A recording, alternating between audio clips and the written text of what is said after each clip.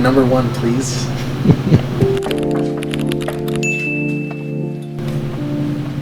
Right away, sir.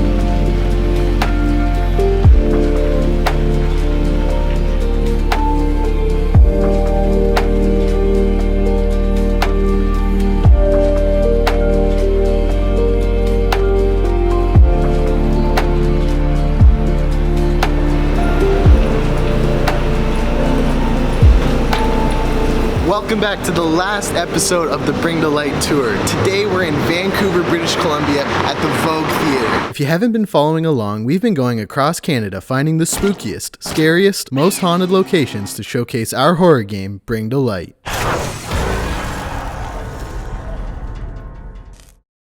Thank you so much for watching the series. We've gone to 7 provinces, over 10 locations, and today we're pleased to end at the theater. It was at this point that I learned the hours listed for the Vogue Theater on Google Maps was just the box office, and the theater itself wasn't open to the public, despite me asking politely. So we just chatted about the ghost stories we'd researched out front.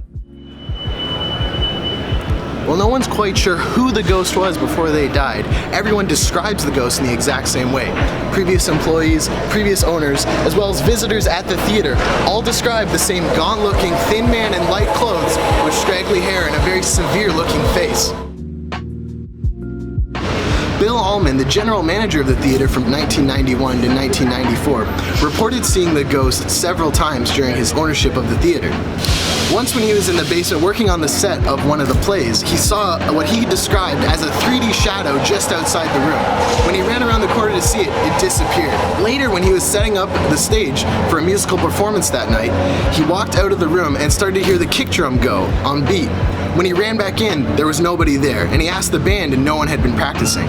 One former employee says that he saw the ghost while he was locking up at night. David Ron was closing up the theater, and when he was in front of the stage, he looked up at the projection booth, where he saw the shadow just as the other employees and owner had described him. He stared at him for a long time, and as he watched, the ghost slowly disappeared in front of his eyes. He ran up to the projection booth and no one was there. While we weren't able to get into the theater, the employees did told us that they've heard the same stories we have from other workers at the theater as well as guests. We weren't able to get in, so we're gonna go find another haunted location in Vancouver to show you. Join us.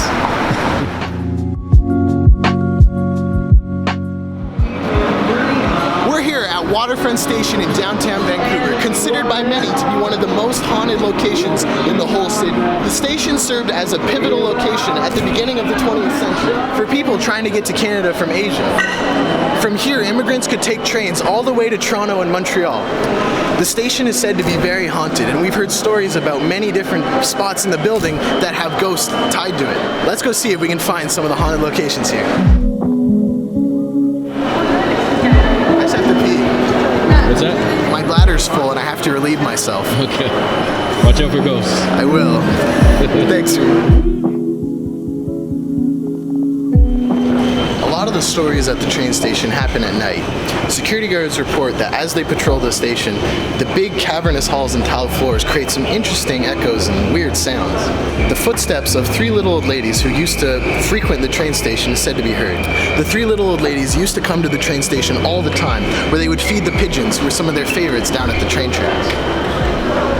There's one bench in particular that is said to have the most sightings of the three little ladies, who all sit there together, breaking bread, throwing to pigeons who aren't around.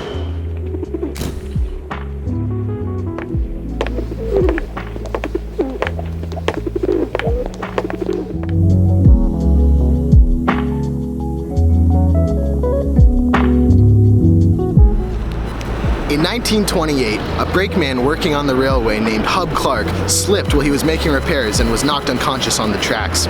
An incoming passenger train actually decapitated Clark, and to this day, security guards and employees at the train station have said that on rainy days, just like today, they look out over the rail yard and see the ghost of a headless man wandering the tracks, maybe looking for his lost head.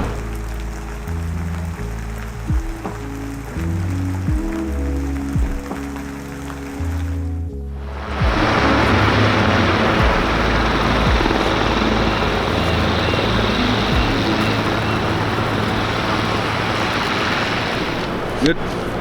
Yeah.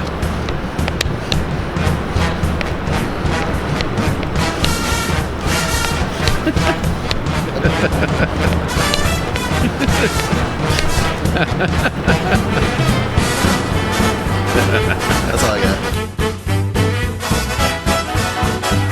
Alright, Reid, we need to find this hallway. It's reportedly very haunted.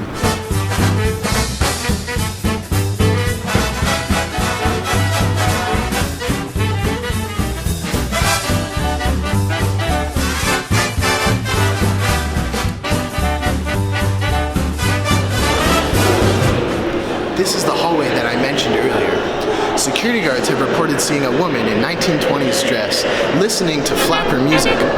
When they approach her, the music cuts and she turns, staring at them suddenly, before vanishing. No one's really sure who she is, how her spirit came to be tied to this place, or how she died, but it's undoubted that she is connected to this place.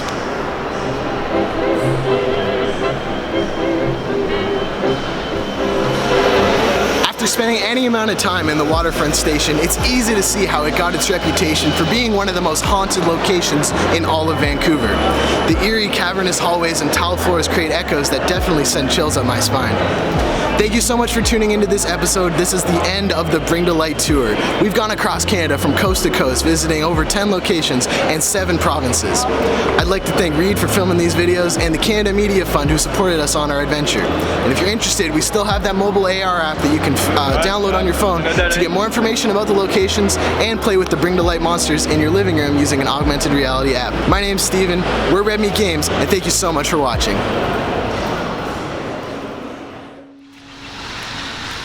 Haunted car? Haunted car. Crows mean death. Death means ghosts.